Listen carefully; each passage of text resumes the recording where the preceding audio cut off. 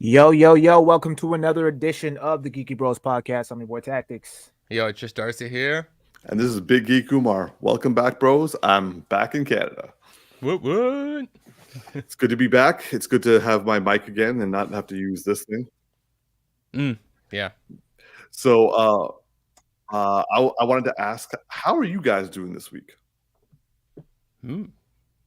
My internet is cutting in and out, man. So Yo, it might be a rough show out for you, bro. Oh, there it goes. Oh Lord. We'll try to make it through. Yes. My week's been better than Tactix internet. That's what I can say. Yeah, we'll just see if Jason Statham will come at Tactics at any point in this podcast, because he is going to attempt a second try of giving the review. However, we are going to jump right into our geeky news segment of today's podcast. First one is not so great. And unfortunately, it was something that happened literally, like we found out about it literally a couple hours ago. Unfortunately, the legendary actor Carl Weathers has passed away. For those of you who don't know, Carl Weathers was famously known as Apollo Creed in the Rocky film franchise. He passed away today. They say peacefully in his sleep. He also gained new, how should I say, a resurgence of popularity among Star Wars fans because he joined The Mandalorian in first season as Grief Karga and also directed a few episodes, which also got him a lot of praise for that as well. But yeah, the Action Jackson passed away today. And for me personally, I was sad to hear it because I was looking forward to more Carl Weathers directed action scenes from the Star Wars franchise, whether it would be from The Mandalorian or whether it be from any other Star Wars franchise, because I figured that they were loving keeping him around. But let's just check in with my bros to see how this sad news is hitting them. So Darcy, let's start with you, man. Yeah, I mean it's unfortunate to see, remember him fondly for Rocky or for Predator. Predator, Dylan. Yeah, and was really loving him in Mandalorian, and I'm wondering where that will all go from here on out.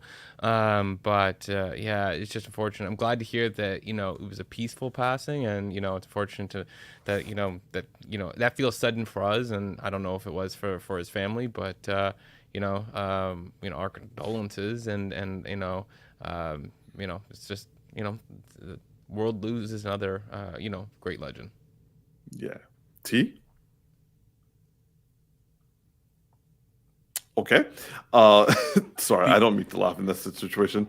His internet just acted up for those listening to the audio version of the podcast, and he just left at a very inopportune time to do so. Yes. But I know that he thinks fondly of Carl Weathers as well, especially when it comes to Rocky and whatnot. So yeah. We'll try to jump back to him whenever his internet comes back. But okay, so for the family of Carl Weathers, for all of us fans of Carl Weathers, rest in peace, rest in power, and thank you for the legacy you gave us, the stories that you told us, and the action that you gave us, especially with Arnold Schwarzenegger. I will never forget the handshake that turned into a arm wrestle in midair during Predator. And I will, whenever I meet someone named Dylan, I will call him a son of a bitch. All right, so moving on to our next topic.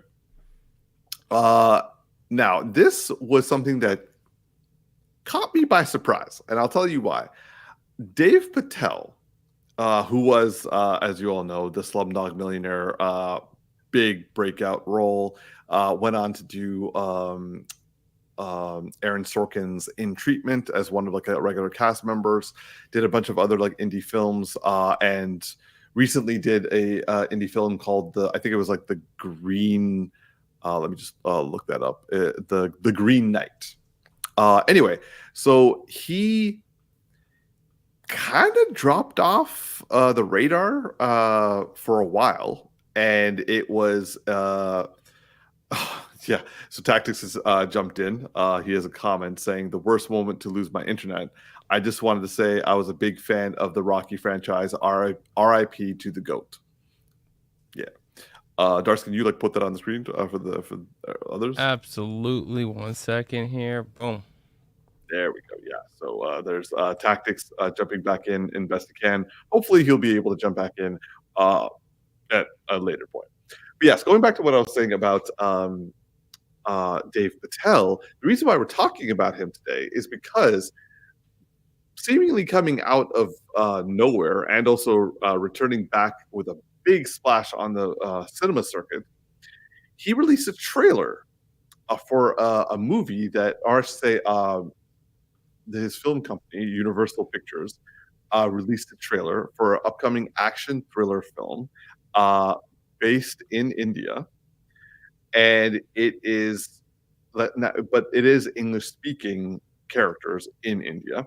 Nonetheless, Dave Patel is starring in it, but what was surprising to me is not only was he starring in it, he's the director, and he helped write it and is also a producer. So this really does explain why he disappeared right after the last few films. My man was busy. Yeah, he's been putting in that work. He also, did you mention who also is producing behind the scenes? Yes, I'm going to let you take that one, Darce. Yeah, so Jordan Peele jumped in here to help out Dev Patel. Is it pronounced Dev? Dave Patel. Oh, Dave? Okay. And so he jumped in because he wanted to save this from hitting Netflix.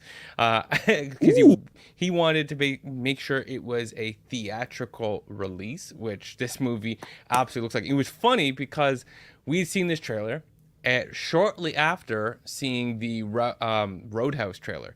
And we were all saying the Roadhouse trailer looks like that should be in the theaters. And we've come to find out that there's more stuff related to that. Are we talking about that today in the podcast, or are we talking about it last week? I forget.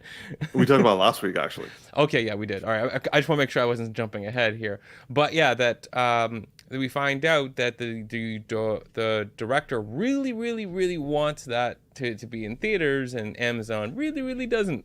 So, oh my God. But in this particular instance, Jordan Peele really wanted this to go to theaters, and so he jumped in to executive produce to bring it to Universal Pictures so that they can get it released in the theaters. And it's definitely a film that definitely needs to be in theaters. I mean, they both do, but this one for sure needs to be. Yes. So as you can see, the film is called Monkey Man. It stars Dave Patel, and the premise is called an anonymous young man working in an underground fight club sets out to exact revenge against a group of corrupt leaders who are responsible for his mother's death and also taking advantage of the poor people in India. So I just clicked on it because it said Monkey Man on trailer. And I was like, oh, let's see what this is. I'm like, oh, there's Dave Patel. And then I'm just like, whoa, what's happening right now? And then at the end, it's like, directed by Dave Patel. I was like, so I passed it to my bros. And while we have him currently able to speak to us, Tactix, what did you think of the trailer for Monkey Man? For the record, I passed it on to you guys. Just putting it out there. Just putting it out there. Taking my credit, bro. Come on. Oh shit! Yeah, I didn't get around to. I was watching it when you posted it. Yeah, that's a damn lie. We had just got off the podcast, but okay. Slacking and lacking. Let's go. Yeah, I thought this trailer was fantastic, and the fact that Jordan Peele is co-signing this is fascinating to me. And not to mention that Dev Patel, I haven't seen him in a whole lot. I did see Slumdog Millionaire, and I saw Chappie. I haven't seen the Green Knight yet. Yeah, he was so good in Chappie. Yeah, I agree. I didn't watch Chappie, but damn, okay. He was the one who created the robot. Then the robot goes out and finds a bunch of friends with that one actor who's in every single one of these movies in South Africa. and then ends up at the end of the film, they join together, and he calls him his maker. So David referred to as the maker. Mm-hmm. Oh, okay. Because for me, it was like Slumdog Millionaire. I saw him in The Last Airbender, which, I mean, I Yeah, tried okay. to forget. Just move on. Yeah. I saw him in And then that too, but I didn't mention it. Yeah. Some of us are better people. And then I saw him in the newsroom. I liked him in the newsroom, but I fucking loved him in the movie Lion. Like, he blew it out of the park in that movie, and I was just like, man, this actor is going places. And then then I saw him in Green Knight, but like that was like a really delayed release, and that was kind of like a weird, like Arthurian story. So I was kind of like, okay. And then he just got on, went quiet, and then he pops back up. Here we are. But sorry, T, you were saying. Yeah, the dude can act, man. That's what I was kind of getting at. He's impressed me in all the movies that I've seen him in, and the fact that he co-wrote this, he's directing it, and he also starring in it, and not just starring in it, he's actually putting on a believable performance as an action star, which is like that.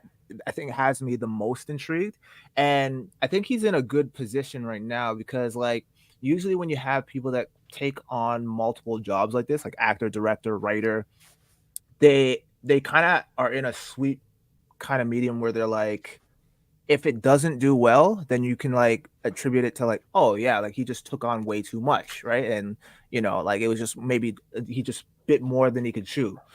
But then if it does really well, then he's gonna be really revered as like a really top-notch filmmaker and potentially a new action star and a good writer. So I'm excited for him, man. I'm glad that he being a minority is getting the respect that he deserves now, and I hope he does really well with this. So we'll only see. We gotta wait and see. Darce? Yeah, I mean, I also want to throw out that it looks like the man is doing his own stunts too, right? So like, I mean, like, talk about taking on a lot of responsibility, Yeah. And I'm also loving the fact that yes, he may be a minority in Hollywood, but where he filming this, he ain't the minority, and I love that he's filming this in like on a location, not on movie sets that just don't feel real. Because I've talked about this in the podcast, and I will talk about this endlessly. Shooting in real locations and giving me scenes where I can see multiple human beings interact with each other in whatever capacity they need to interact versus over-the-shoulder shots is a big thing. I want to see and be immersed in a world, and this immediately draws me in, not just because of the action, but because it looks placed in a world. Like this is giving me reminiscence of obviously John Wick. There's people are already calling it like this looks like the Indian John Wick, but this is giving me reminiscence of the Raid series, right? Like out of respect to that, like when I saw the kitchen fight scene, I was like, oh, it's kind of reminding me of that, because I was thinking of like in John Wick when we have Ip Man doing stuff in the kitchen, but that stuff also, a lot of these things always play back to me to like, was it the second or third Raid where they had the two pair off in the kitchen? Yeah, the second one. So like that scene, that's even being picked up in like Jujutsu Kaisen anime. Like, yeah. And so like I've just like, when I saw this, I was like, there's stuff that reminds me of it. But like when I watched this trailer, I was like, yo, I was showing it to family, and I was like, you gotta see the hot sauce scene. You guys notice the hot sauce scene?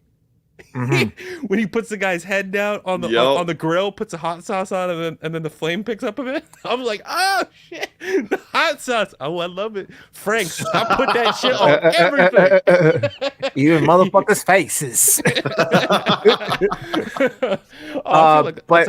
Go on. No, I was just gonna say, fun fact. He's actually a black belt in Taekwondo. I heard he had to do that for a role. Pays off. And I'm just glad that role actually had some benefits for his future career. Wait, you mean he? Because it takes a long time to get a black belt. You mean he did it just for that? He started learning martial arts for that role. He didn't finish it. He started it, and then he's like, well, I'll continue this on because it was the only good thing that came out of this Voldemort of a film.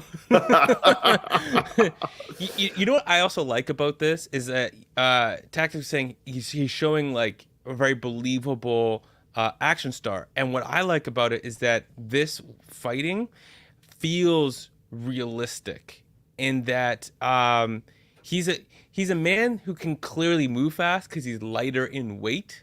And it's about like, but it doesn't change how much fury and how much damage somebody can inflict. You know, like I love my Reacher, but this is a completely opposite of the scale, and I love it because it's like it plays to that. It doesn't try to pretend like, oh, this guy is massively strong. Like even the trailer, we get to see him try to jump out a window and like doing the old like run off on that thing. It's like he was missing the Captain America shield. He's just like, oh, that was so good because I'm like, hey, there's gonna be a bit of comedy in here. There's gonna be a bit of comedy in here at times where he's just it's like I saw this in a movie once. I'm gonna try it. Yes. Nope. I think the realism is going to be made as the comedy. Yeah, I get that because I feel like there's gonna be like there has to be like a John Wick moment that just goes wrong, right? And you're just like, I know what you yeah. Like if you get hit by several cars, like you're gonna die. Like you're not walking that shit off. Actually, I think we also saw another one. It's like, you know, when he like when the guys like come into the bathroom and he like smashes the big water tank for like the fish. Yeah. And like he starts like sliding along with it, and you're like, oh, he thought it would take them out, but it took him with them. Yeah, it's plan C. Let's go. Yeah, no, I'm mad excited about this one. Like it's funny, like in this week you showed me Red House. I'm like, man, I'm so jacked. I haven't been this jacked in a minute. 2 seconds later, oh my goodness. So I am all in on this film. Yeah, so for me, I would say I have a slightly different perspective than you guys, but no less excited. Because, okay, I thought you was going to say something wrong here. No. So for me, like first of all, as a South Asian, yes, this is Indian and not Pakistani, but as a South Asian, this makes me happy because this can do really well in North America and equally, if not more, in Pakistan, India.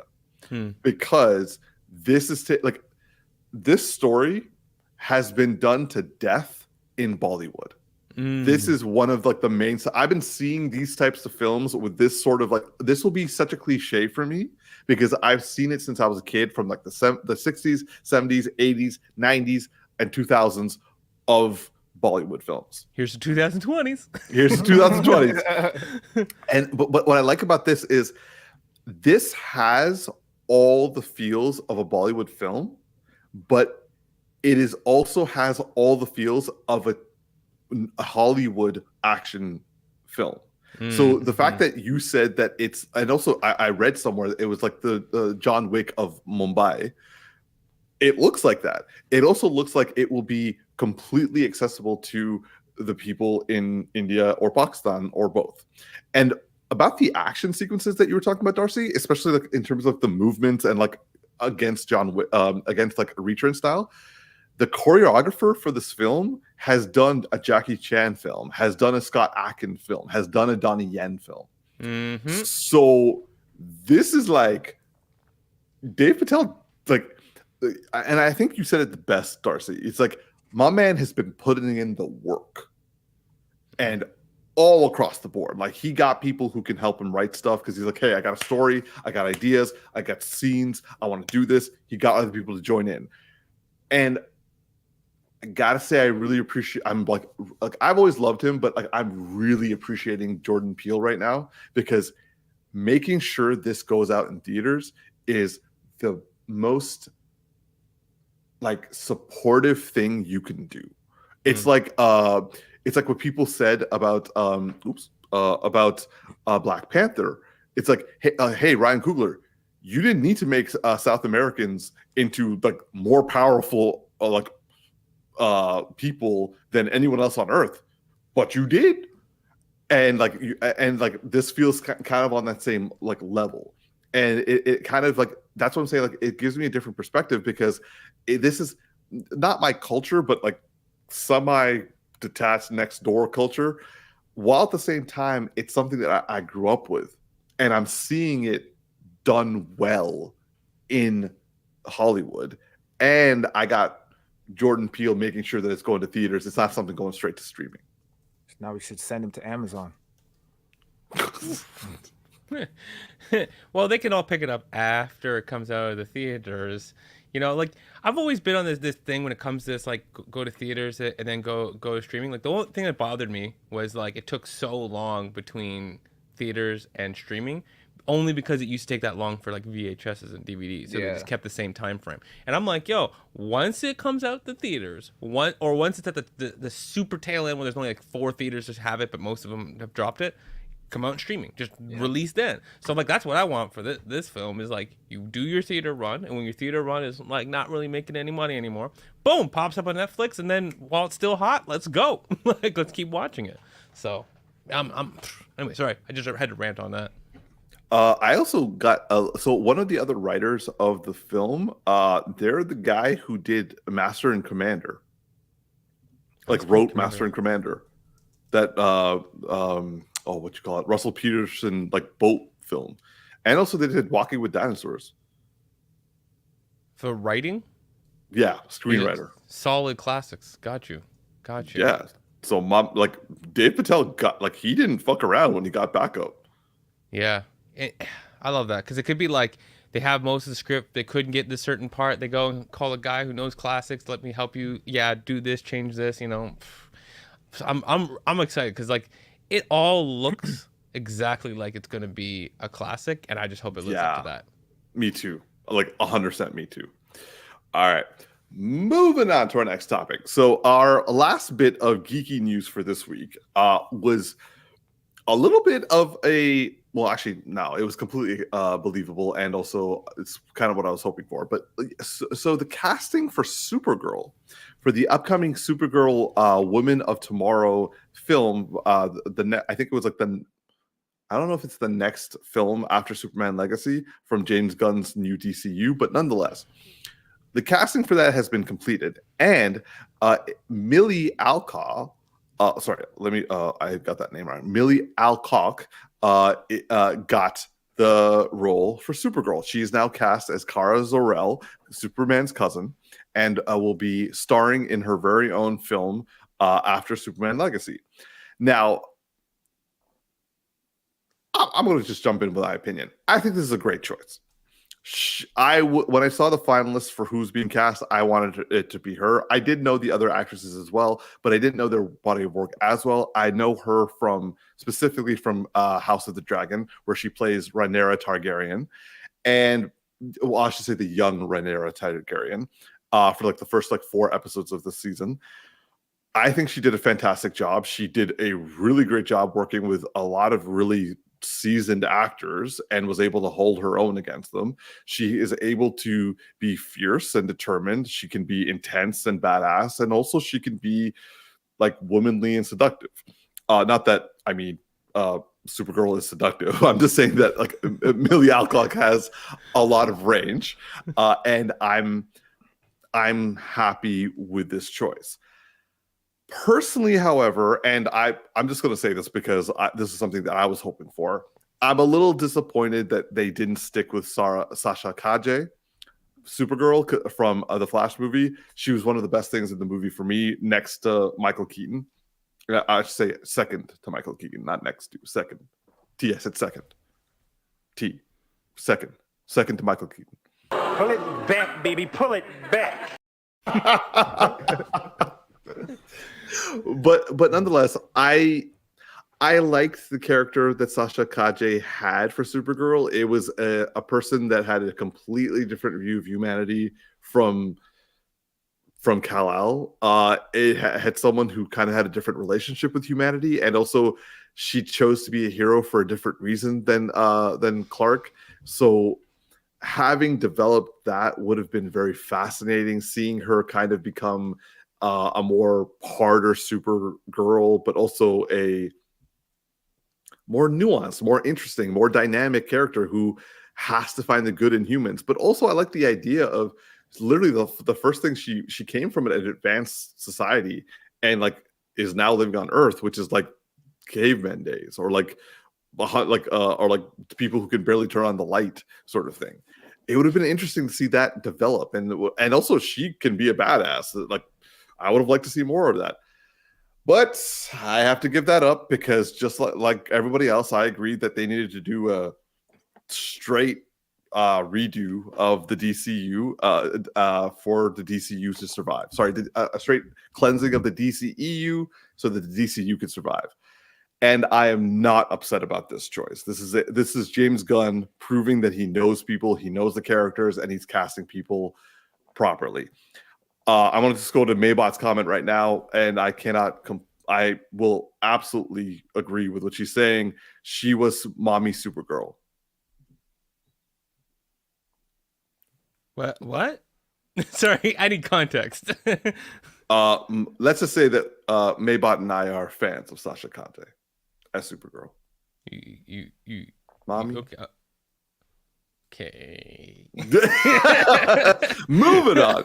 So having to do with this change, this casting, T, what are your thoughts on Millie Alcock's casting?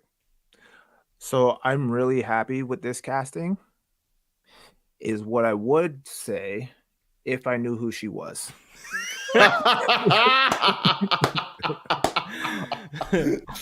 Well played. I apologize for my ignorance. As you guys both know, I was not an avid fan of the Game of Thrones series or anything that came before or after it. So yeah, I'm unfamiliar with her as a person. This is actually the first time I'm seeing this face. So yeah, I don't really have much to go on other than I trust in James Gunn, and he's obviously seen something in her that he likes and feels that she'll be fit for the role. So if he's game, I'm game. So it's all good. I agree with you, Umar. I really did enjoy Sasha Calle's portrayal of Supergirl, and I would have liked for that to carry forward into the new DCU. But the only thing, not that I had an issue with, but that I was just kind of like, it took a while to get used to. She doesn't look like the typical Supergirl that I've seen in the comics. Or sorry, in the comics, but also in like the animated shows. Just like the black hair. Well, because of the black hair, it was kind of like throwing me off, like because I'm used to like. Oh, sorry, you're talking about Sasha Calle. Sasha Calle, yeah. Like this girl looks more. No. Like, yeah, Millie looks more like. I was like, dude, she has like blonde hair. Like what? No. I'm talking about Sasha Calle. Like I enjoy her portrayal. I just didn't think that she looked the part, but in terms of what she gave us in the short amount of time that she was on screen, she bodied that role, and I would have loved to see a deeper exploration into her character, but unfortunately, we're not gonna get to see that. So, I'm open to whatever at this point. Like I wasn't as attached to that Supergirl as I was with Henry Cavill, because we had seen Henry Cavill show up at multiple occasions, and we were just kind of like hoping for him to get to that Superman-esque level, and it was close, but we didn't quite get there. And so now they're rebooting everything. So yeah, again, like I said, I trust in James Gunn. He hasn't really disappointed as far as I know. So as long as he stays on that trajectory and he keeps up that momentum, I trust that this will be good. It's not something on my radar that I'm like super excited for until I see a trailer. I'm more curious about what he's going to do with Superman and obviously with Batman and Robin, but we'll see. I found the dark hair to be more reminiscent of Superman, which is why I was like digging it more. I agree. It's just not what I was used, because I was always used to just seeing her as a blonde, right? So it just kind of yeah. Cool. Darce? I don't have a Supergirl type, unlike some people in this podcast. And in our comment section, it's not just me. I'm just teasing. Like some other people, I have no understanding of her body of work because I stopped watching Game of Thrones after the Ice Capades. So if you know what I'm referencing,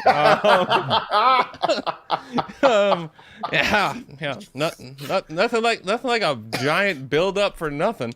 I'm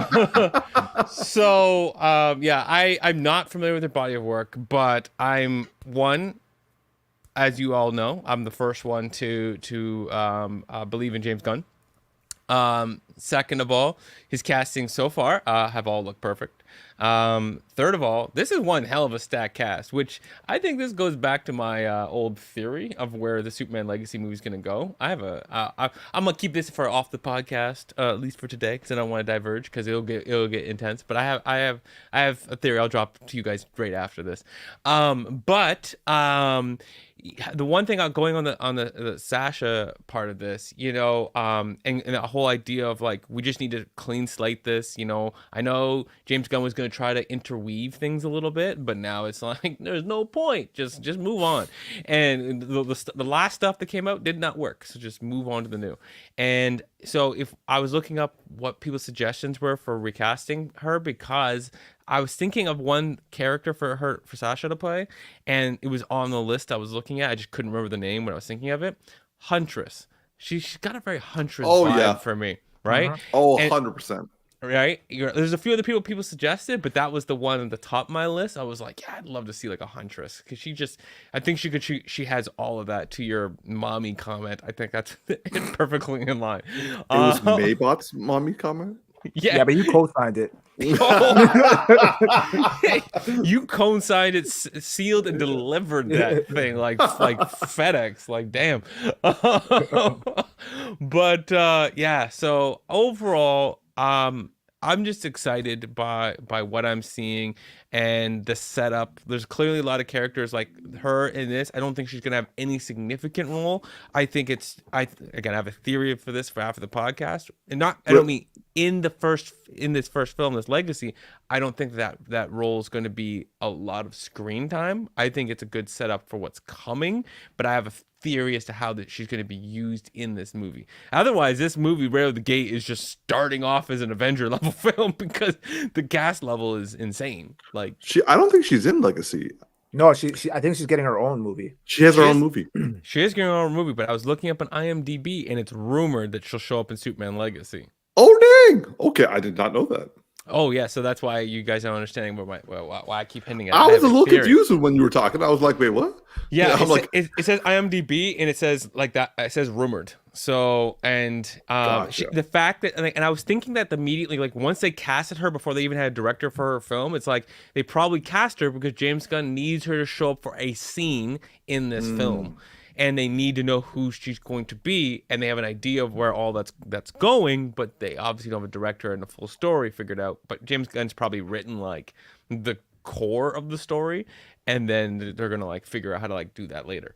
But anyways, yeah, yeah. Overall, she seems good. You speak highly. I know everybody who watched the House of Dragons is like all big on her acting. So I mean, I'm a believe in it. I'm a believe in it and go with it. Ooh, does this mean that we're gonna see Brainiac in this movie potentially? Not necessarily, because this movie, Supergirl, Woman of Tomorrow, is based off the Tom King graphic novel, with the same name, which is the image that you have posted right here. And this is where like Supergirl is like kind of traveling across the galaxy during her 21st birthday. And as Courtney has brought up, that there is a puppy involved, aka I'm not sure if it's Crypto or not. I think it was Crypto. Yeah, it's Crypto. And she also ends up meeting like other aliens. She goes on like a quest for vengeance or like justice, depending on your point of view. No, actually, no, it was vengeance. No. She was fucking some people up. And then she eventually ends up on a planet with like a red sun, and like she don't have no power, so she that's why she needs that sword. So I don't know if they're going to do that. They're going to adapt that, but it would be interesting if they do. Yeah, like she's not around in the universe because of her little trip, and then more things ensue when we go back to Earth in like the storyline. Yeah. So just going on some of the comments here, Maybot saying, so then is the entire DCEU going to be cast with young actors, and we grow into the careers of the Supes? I don't think the DCU is going to go that way. I think it's going to be like they're going with established soups and also bringing in their sidekicks. So like you can have both of them going at the same time.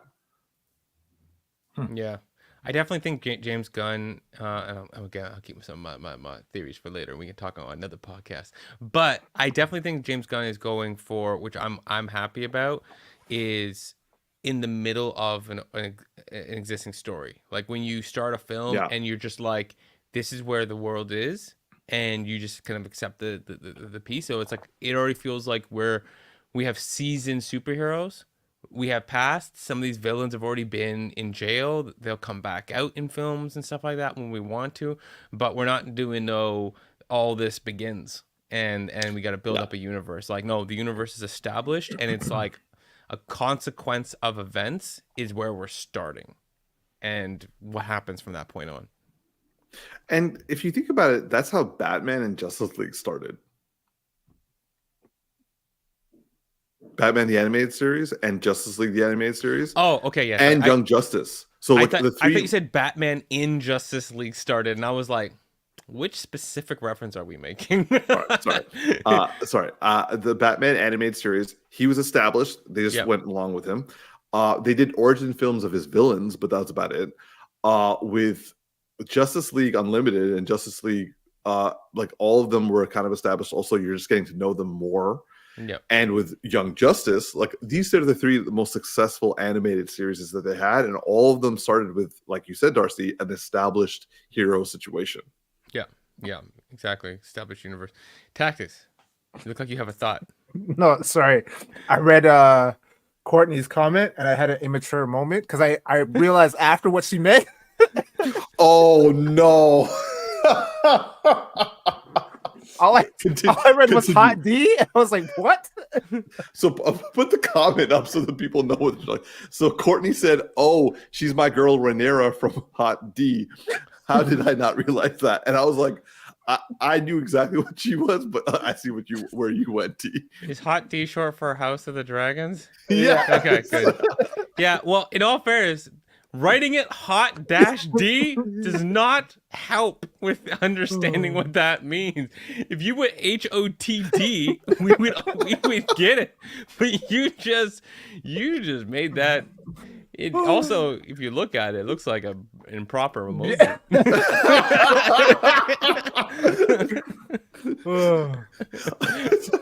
Oh God, guys! All right, so going one comment above, Courtney was saying, "Oh, she's pretty. I gotta know who's been cast as a super cute puppy. The cute super puppy." We will find out. I don't know the breed of Crypto, but he's like he's the stereotypical white dog. Are you gonna like recognize the dog when he goes like, "Oh, I've seen you in other work"? So this came back to what you like. There was like this like dog show you were talking about, Darcy, like last podcast. It was like something you watched as a kid. It was like an episodic one where this dog like comes up and like. Yeah, the littlest hobo. Yeah. So like when that happened, I was kind of thinking, I'm like, is there ever going to be a time where we're going to be like, yo, it's the dog from this thing? Or would we just not notice? Bro, if you think we're going to recognize a dog from a childhood show, trust their lives don't live that long. No, I know that. I know. I'm just saying, like let's say, hypothetically speaking, the dog from John Wick, not the one that died, the one, like the new one he got. It's just a skeleton. Oh, I recognize that. No.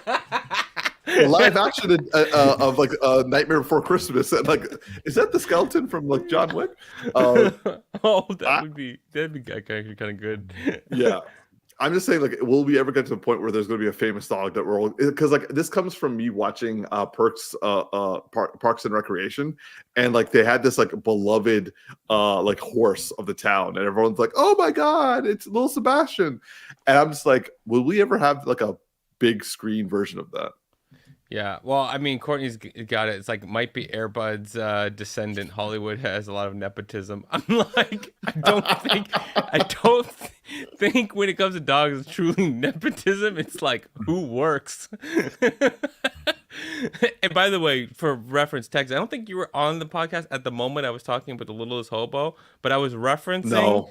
I was referencing that oh my gosh, Reacher is like the littlest hobo. If you remember the littlest hobo, the old Canadian TV series where the dog would jump on a train, go to the next town, then go save some random kid or somebody. Oh, I vaguely from a remember fire, that. Yeah, and then yeah. go they're on the train, go to the next town. I was like, Reacher is like the littlest hobo. He just jumps on the train, goes to the next town, beats some people up, and does it again. Oh man, yeah. You see I it remember now. this. Yeah, You yeah. can't Okay, unsee yeah. it. He's the Yeah, I littlest remember this. hobo. Yeah, you Yeah. can't unsee it. All right. Moving on to our next topic, which is going to be a continuation of a review that was started last week. Seems right now that his internet is holding strong. So T, without further ado, take it away. Oh my gosh. Okay, so last week I ended up seeing, was it last week or the week before? I ended up It was last seeing week. this Horror. movie, the Beekeeper, and we were pretty excited about this movie. Well, me especially, because I've been a big fan of Jason Statham ever since the one. Obviously, I enjoyed the Crank series, the Transporter series, and I've watched pretty much all of his movies ever since. So I was excited for this movie. And then I watched it, and for the first time in a very long time, probably ever, I do not agree with IMDb's rating. And I am notoriously known for always agreeing with IMDb's rating. IMDb gave this a 6.7. This shit is like a 3 at best. Damn. Like maybe a 4. And I'm being generous only because Jason Statham still delivers that charisma. The fights are mid, like, Ooh. yeah, like they're That's the main part. That's the main point. They're decent, but it's like not like, I think we've been like way too spoiled with like fight choreography over the years that like it just like where I think at this point I was kind of expecting a little bit more from Jason. And granted, if he's getting old and that's the reason why, I mean he still delivers a really good performance. It's just the choreography, whoever was in charge of directing it or creating it, it was mid. It was mid. But okay, so I'm gonna briefly run through the storyline to save you 2 hours of this film. So basically, Spoilers. well, in all honesty, if you've seen the trailer, you pretty much know the gist of the movie. Yeah, there's not much beyond what you see in the trailer. And so basically, Jason, it's established that Jason is a beekeeper in a literal and also a figurative sense, and he's currently working for Felicia Rashad's character, doing like beekeeping shit. And it's established off camera, so you never actually see the relationship between him and her, but like she like did him a favor a while back, and I guess gave him a place to stay, and in exchange he does beekeeping shit around the house. And so they kind of built a bond in that regard. But again, this is all, it's like they basically tell you, they don't actually show you, and so you're just supposed to believe that these two people have a deep connection. And so anyway, she goes into the house, and she is on her computer, and then she randomly gets like this message saying that your computer has been hacked, so call this number to get it rectified. So she calls the number, and sure enough, as you see in the trailer, it's a scamming company. It's one of those scamming companies, right? And so basically, long story short, they scam her out of all of her money. And she had like a charity account where like she had like, I think $2 million of charity funds in that account, and they wiped her shit clean. So cleared out everything. And of course, she's pretty much devastated. And then later on that evening, she takes a gun to her dome, blows her brains out, and is by Felicia. So after that, Jason is her name. You had to go there. Yeah, you just go like skip over that, like you didn't just say that. you're like, "Pat, Felicia, moving on." Yeah. So Jason later on that night he's supposed to go over to her place for dinner, and then he notices all the lights are off, and so he goes in and sees it's like a little suspicious, and so he walks into the hallway, and then he sees that she's like dead on the couch. And then he basically gets framed for the murder because her daughter shows up, who just so happens to be I don't know if she's FBI or a regular police officer, but anyway, he gets framed for the murder for like 5 minutes, and then because they do like forensic and they realize, oh, the prints on the gun matched Felicia's prints and not his, so he's free to go. And so that lasted all about 5 minutes, and so Jason gets upset, and so he goes and he calls this number, okay? And this is where it starts to get very kind of like John Wick-ish, because he calls this number, and on the other line there's like a bunch of ladies, and they're all tatted up, and one of the ladies in particular answers the phone, and she's like, "Hello?" And then, you know, obviously it's Jason, and she's like, "I thought you were retired." And he's like, "Well, today I'm coming out of retirement." And so he hangs up the phone.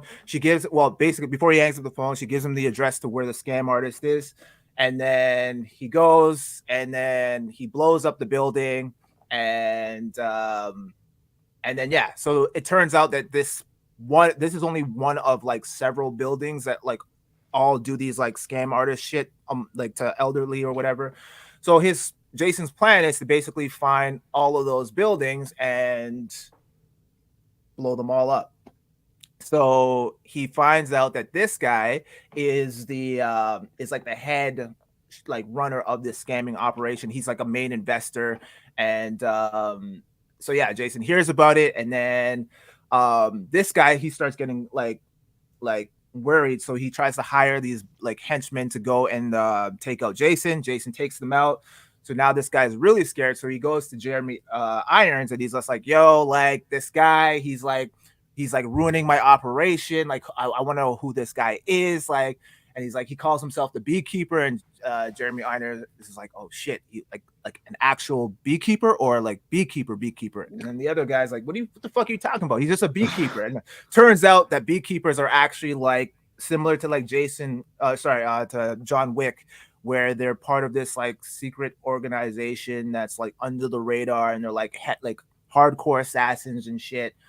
And Jason's retired, but now there's a current beekeeper in the ranks right now, and so Jeremy Irons contacts that beekeeper, and then the beekeeper goes and tries to take out Jason. Jason kills her, and then continues on his mission to try and get to this guy.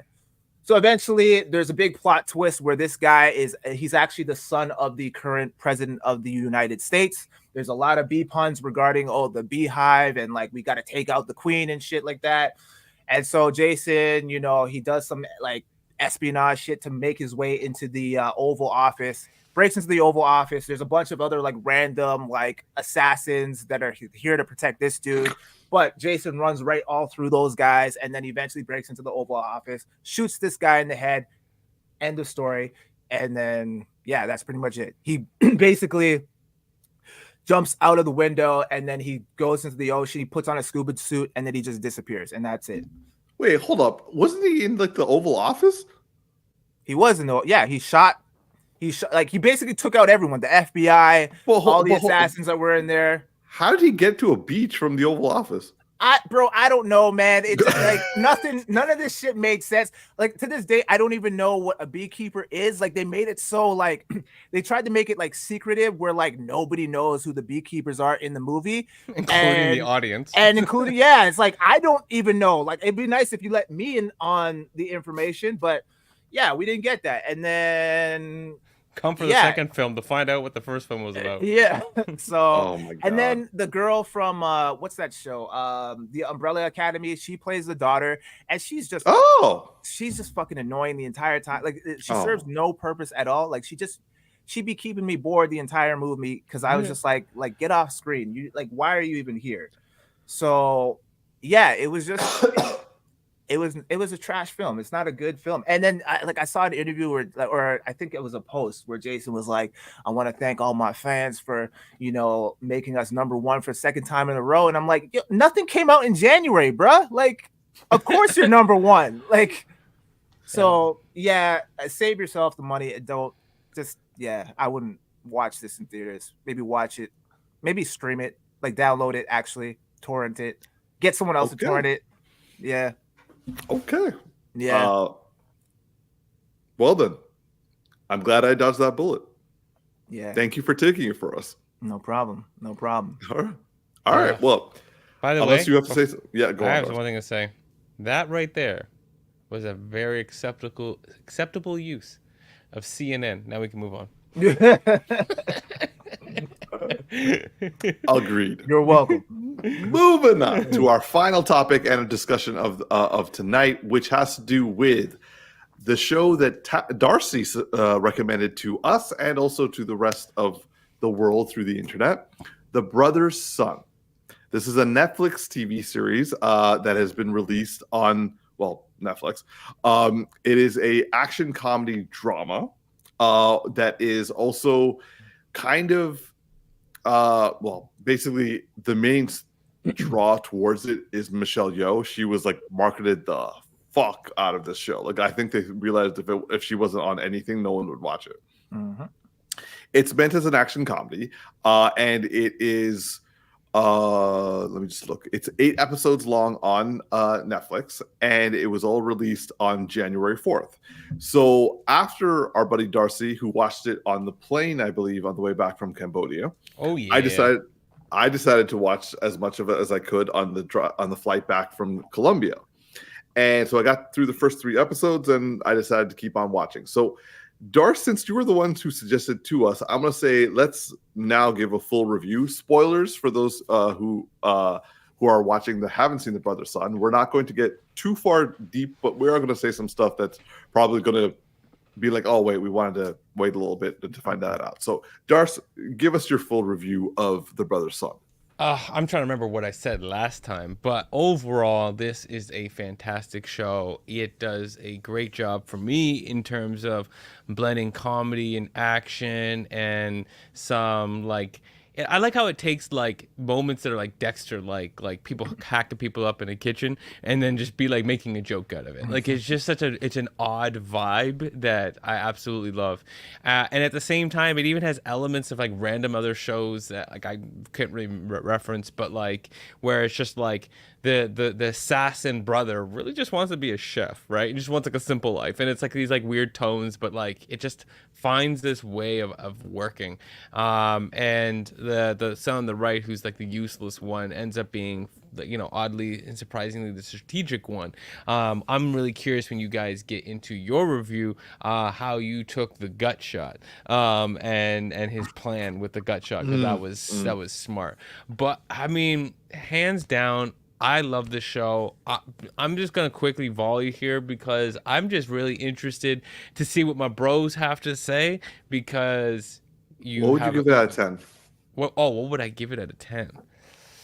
It's a great question. I'm going to go 8.5 out of 10. Okay. It's a really, really solid show. I won't say that it's like a perfect show, but it's not a show that needs to be perfect, because it is just absolutely enjoyable. There may be a couple scenes here and there where that fight could have been a little bit tighter, or this part could be a little bit whatever, but overall it's a real solid show for me. I absolutely love it. I can't wait for a second season. Okay. T? So I'm going to start it off by giving my rating. I'm going to give it an 8 out of 10. I thoroughly enjoyed this, more so than I thought I would. I was kind of just going based off of Darcy's suggestion, and he did not disappoint with that suggestion, because I really, really enjoyed this. I'll begin with the bad, and I really only have one major criticism, is the fight scenes near the tail end of the season, where it was a little bit mid-level for me. I think, like Darcy said, I think that the fighting could have been a little tighter in some moments, and I think personally, the fight scenes peaked during the spa scene. I think that was like probably their best fight scene within the entire series. Other than that, I was just kind of like, I've seen tighter. I feel like you could have cleaned it up a little bit more. And like I said earlier with the other review, I think we've been a little bit spoiled when it comes to fights over the years, especially with with this being in like an all Asian cast. I was almost expecting like a higher level of fight choreography, especially with Michelle Yao attached. Unfortunately, she does very little fighting in this, but yeah, I think that's my only major criticism with the show.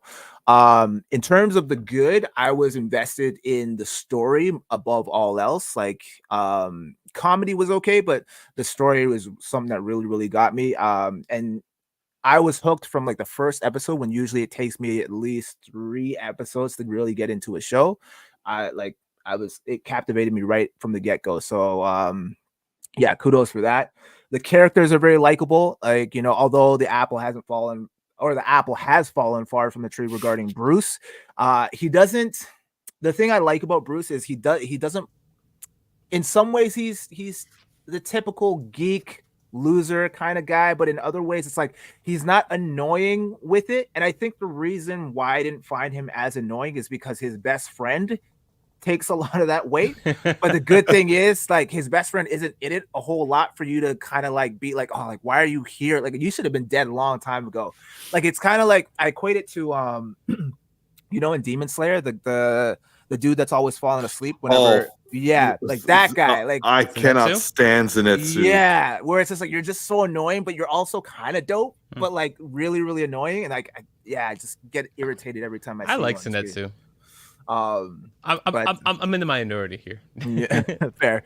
I enjoyed Charles. I like Charles' character a lot, and I like like how conflicted he is by his duality, because like Darcy said, like he just wants to be a chef, but he's also this killer, which kind of makes like his desire and his passion a vulnerability. A made killer, not a natural killer. Exactly. And then he's also a liability because of that, despite being revered as this legendary badass, which I find really interesting.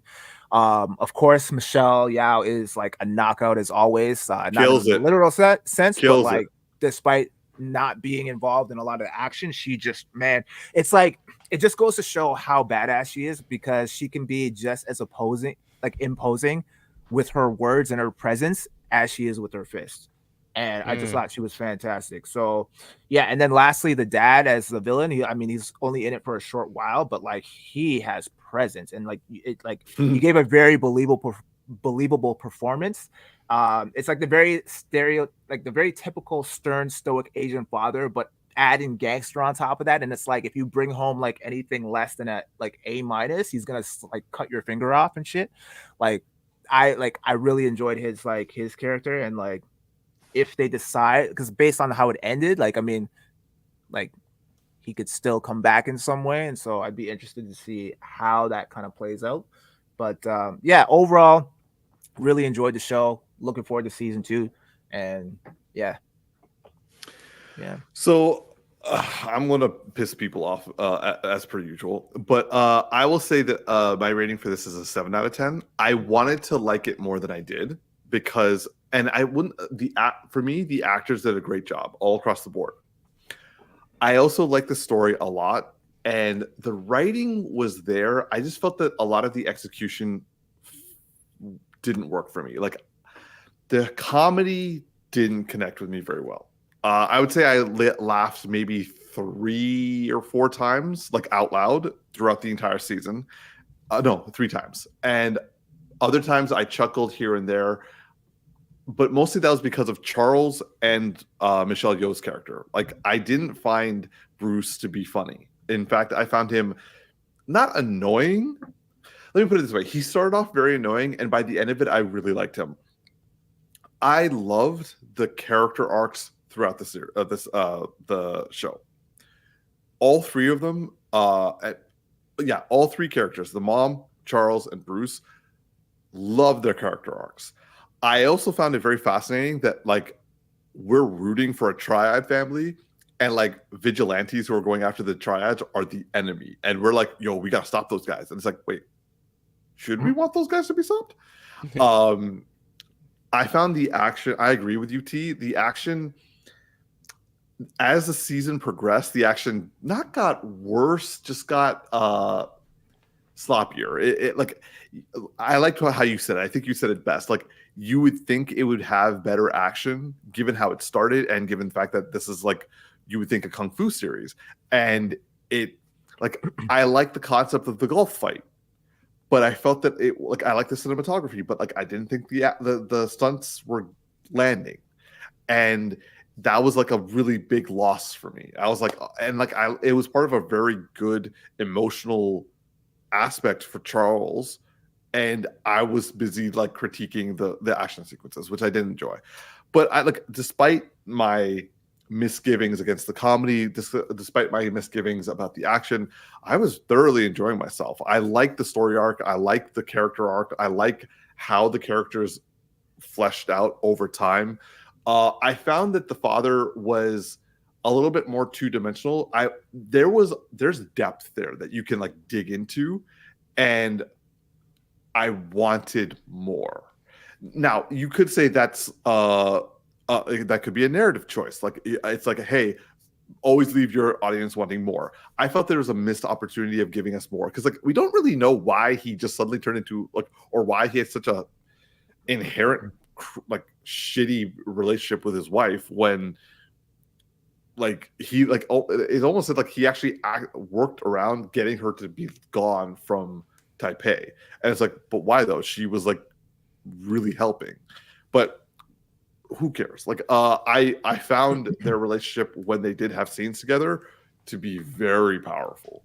And I'm really glad. Like, I come from a South Asian background, so there is a similarity between the family dynamics of children and parents, the way they were depicting it in an Asian community.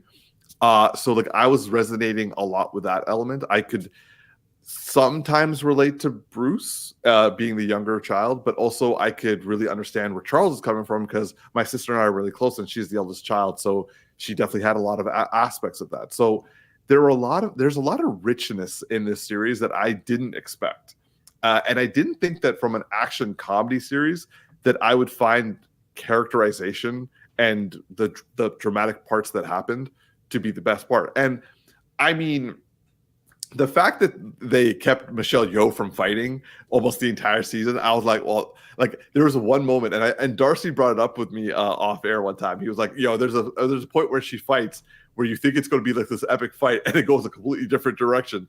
And I was like, yeah, but then they actually have a fight sequence at the end with her, and that was like, I would say that fight I was all in for, because that was just like, it felt like a real fight. Like, if you told me that Michelle Yeoh and that actress actually threw hands in that scene, I'd be like, I believe that. So for me, like, I give it a 7 because I wanted more, because they had the stage for more and they didn't give it to me. So I and also the action and the comedy almost got in the way. But like, where this show shines is the actors and the family dynamics. Like, that is some rich shit. And also, I'll say, while he wasn't in the show, John Cho is legend. I know, that was awesome. That doorbell had me on the floor. That whole thing was good. Umar, question: was that a 7 out of 100? 7 out of 10. Because based on that review, it felt like more like 7 out of 100. You're like, oh, I really like this show, but not really. Here's a 90 items of why I don't really like this show, but I resonate with it, but I don't really like this show. I gave some positive steps in that. Bro, when someone's pro and con list is heavily weighted on the con side, and then like a 7 out of 10, I'm like, 7 out of what? 10 times what? I liked it. I liked it more than I thought I would, but for different reasons. But for what it's marketed for is not what sold to me. Okay. You liked it more than you thought you would. That's also, so you didn't think you were going to like it at all. Okay. No. I just didn't think I would like it the way I did. Like, I liked it because of the acting and the characterization. When you go to see an action comedy, that's not what you're looking for.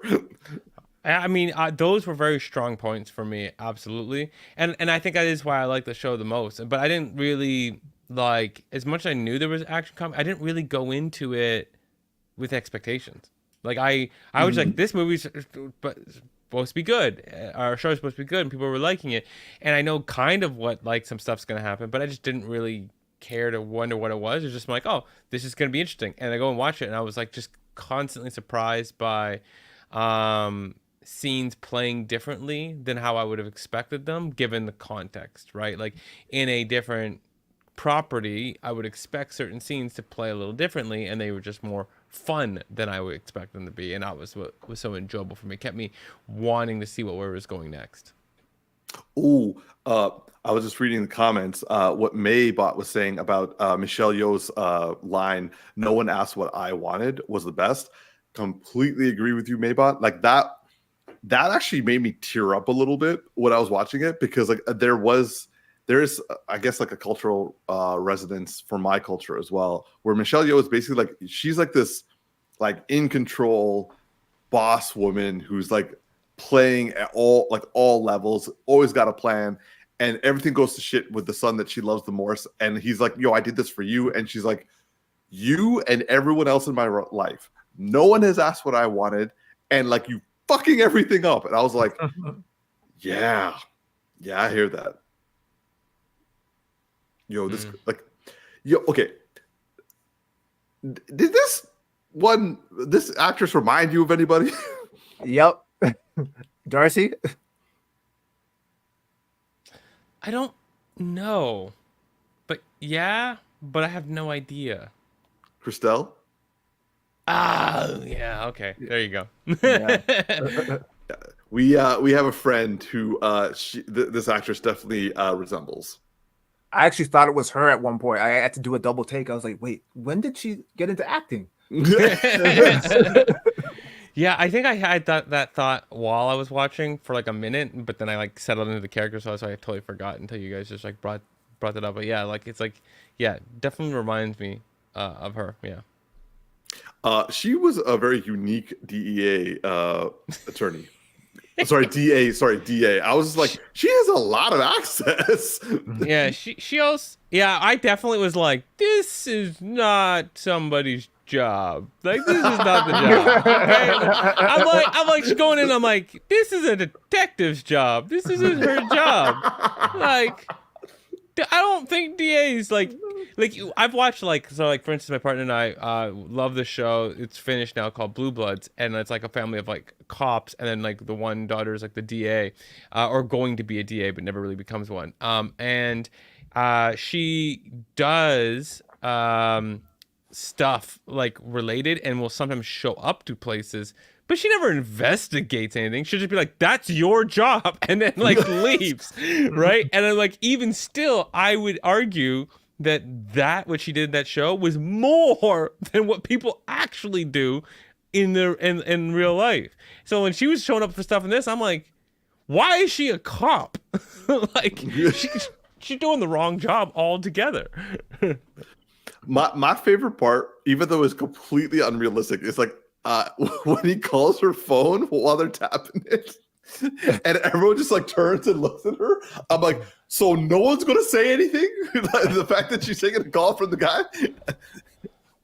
Oh my goodness. Yeah. No. Yeah. Okay, so I wanted to ask, out of the main three, which was your favorite character? Darcy, will start with you.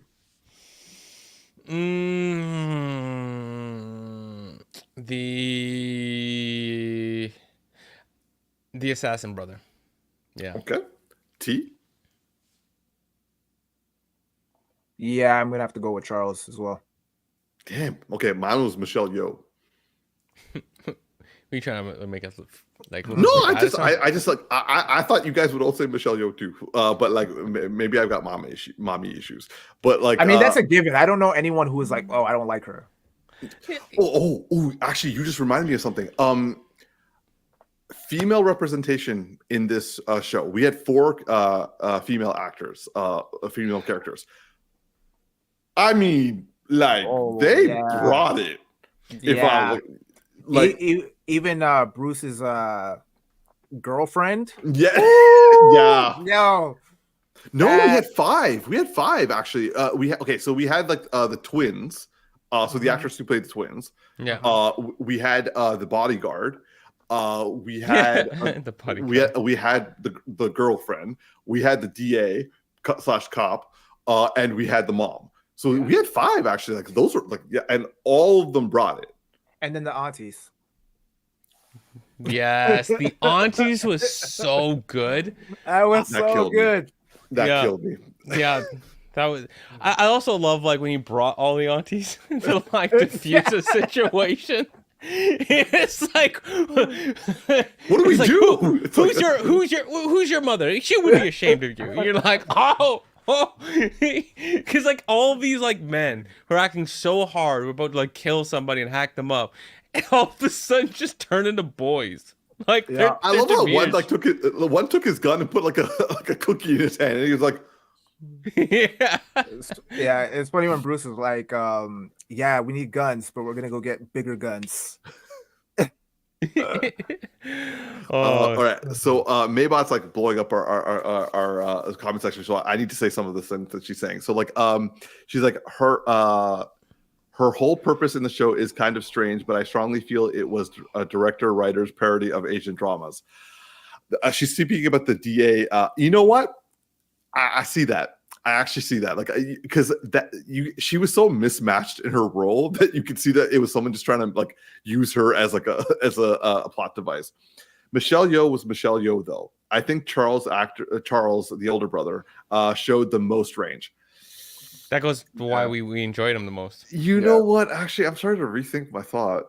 Yeah. Like I just enjoyed his character because like I didn't know this actor and his character was badass to begin with. And like, how to put this?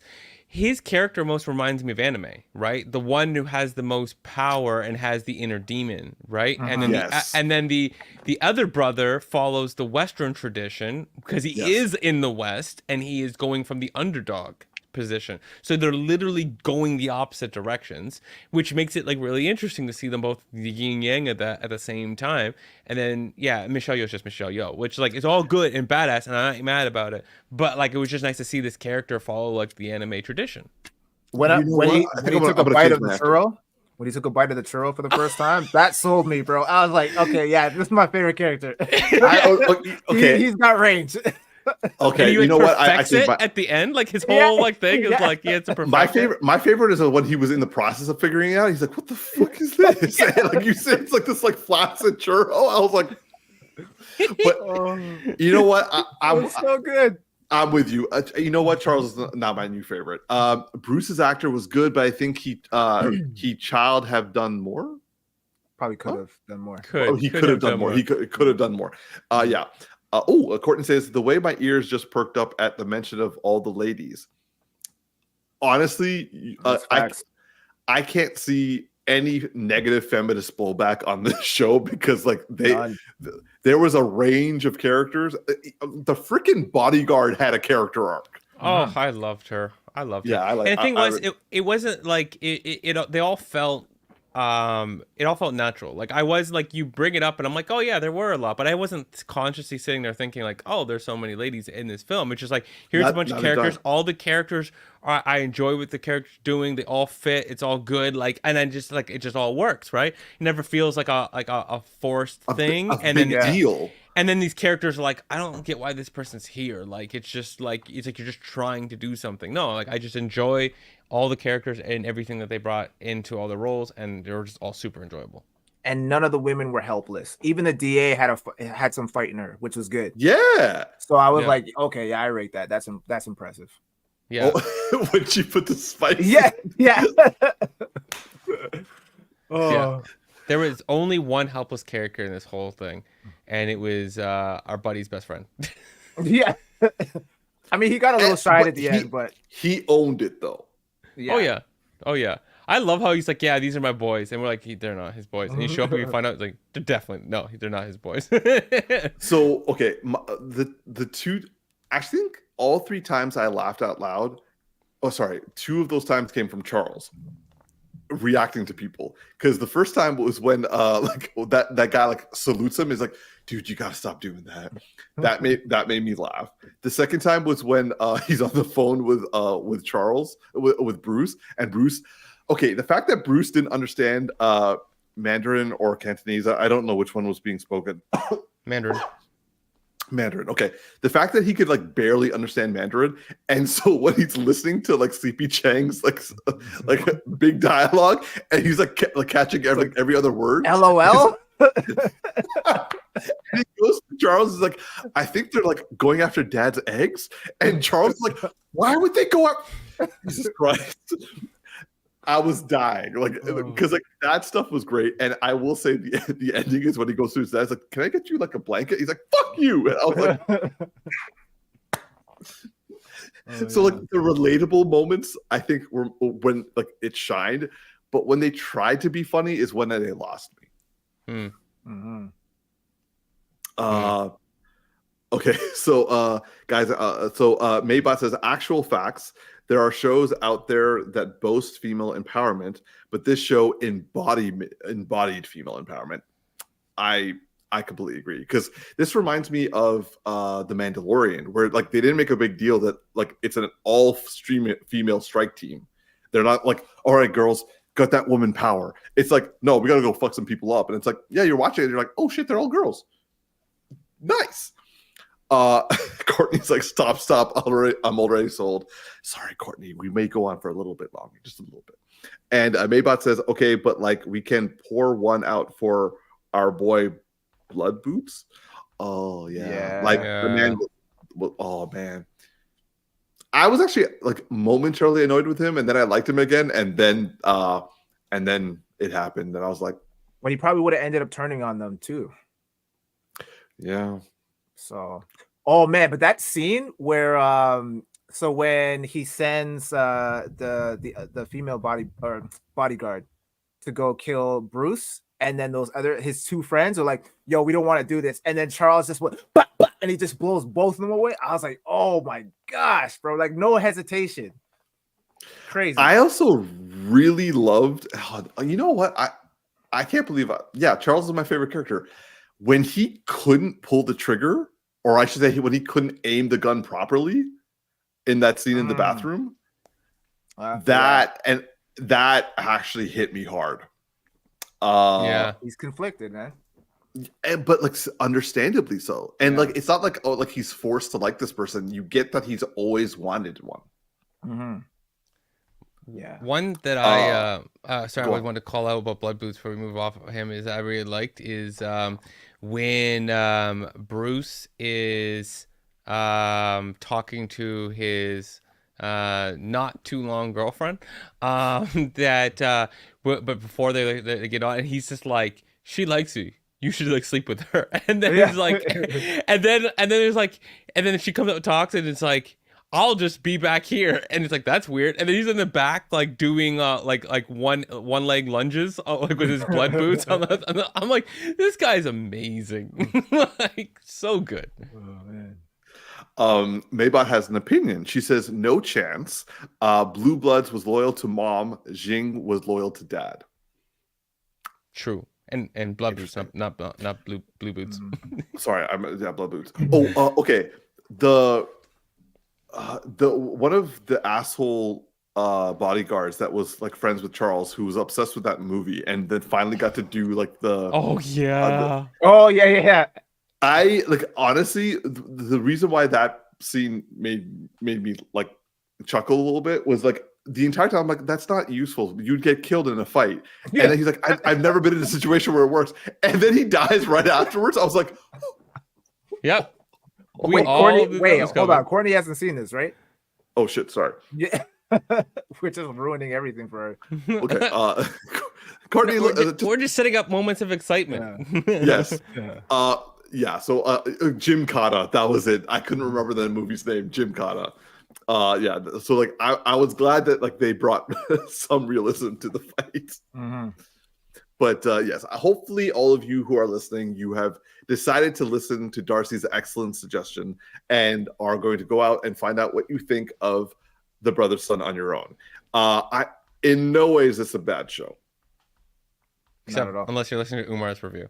Yeah, I did 7 out of 10 is not a bad show. I mean, but now you're starting to say a lot of good stuff about it. I think you might want to change your review, bro. I'm still gonna hold on to 7 out of 10. Umar, it's not the 7 out of 10 rating. Listen here, okay? It's how you present the information. You're like, it's 7 out of 10. Let me get my good things out the way. 1, 2, 3. Now let me go down my list of 17 items that I don't like. And it's like, that doesn't make it seem like you like the film. Okay, I will say that the items that I liked are season wide and are much more engaging and are much more prevalent. But like you said, the moments I didn't like are few and far between. Yeah, like nobody wants to do a weighting scale when they're listening to your review, okay? Like, okay, these 3 have a multiple of 10, and these 17 have a multiple of 1.5. So if you do the math, okay, it still doesn't add up. Actually, hold up. That's incorrect. People do like weighted reviews. Like nobody wants to listen to a weighted review. Some people do. Someone wants to know about the action. Someone wants to know about the comedy. Someone wants to know about the drama. Some people, out here, like, let me just get my pen. Umar just saying. Okay, let's just say that like you two did for the rest of the world, I did for those 5 people. Times 4, carry the exponent. Like, so is it full price? Is it better than sex? Is it matinee? What you got? Okay, the standard rating from Spill, the 3 standard is full price, matinee, and rental. And then there's levels above that and below that. But if you stick with the 3 core, just because like I know he's gonna get lost quickly, is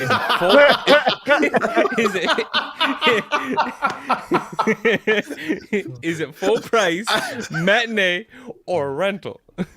I'm gonna say it's full price. Okay, there you All go. right. There you go. Yeah, so none of this 7 BS. 7 can be full price. Like, No, I like full price better. You know what? Yeah, we're gonna start bringing this Spill rating into here. Or no, we should create our own. I like it. I like that. Yeah. I like that. Yeah, but I still like better than sex. That's like the best rating ever. But then on the low end, for those who don't know Spill, so Spill is what was years ago a YouTube. They had like a podcast and they did a YouTube thing, not too unlike. And then, but they would do like an animated version when it was like funny. And they had this rating, like the 3 we said, above full price was better than sex, but below rental was some old bullshit, and then below that was fuck you. And Twilight definitely was getting in that lower rating scale all the time. They probably invented the new levels because of Twilight. Yeah. They're like it bounced past the fuck you and came back up to some old bullshit. I'm like, I don't even know what that means. I just know you hate it. I'm trying to think of like, okay, well, I'm gonna try to come up with a rating system and like bounce it off you guys, and I want you to like we could like maybe add or subtract or change it up. There'll be a 4-point weighted scale in there. Like you'll have to use like a plot diagram, like, just to figure out what Umar is saying here. Let's go. Yeah. All right. So, Courtney's like, "Don't you speak ill of my beloved Twilight?" I didn't say nothing. Oh, actually, I did. I'm sorry. Courtney, you will really enjoy the Spill review of Twilight Saga. The second film, I think it is, whatever. Just enjoy the moment of 2-ply. Get the 2-ply. And when you see that, come back next week and let us know what you think. I have no idea what that means. I don't want to look it up because I don't want to mess up my YouTube I algorithm. sent you the video in our WhatsApp chat. I'm going to send it to you again. You need to watch it. It is fine. Gold. You will not regret it. Okay. All right. So I'm going to volley T for our closing segment. I'm tired. Oh, go on. Too much hot D. I get it. I got it. Yo, I love how Maybot said that's how she's going to start calling this show. Hot D? Hot D. Oh. All right, well, this has been another edition of Hot D. I'm your boy Tactix. I quit. It's just Darcy here. And this is Beekeeper Umar. Please like, favorite, and subscribe. We'll see you guys next week. And thank you, Maybot, Courtney, for all your amazing comments in our comment section. And until next time, live long and prosper, y'all.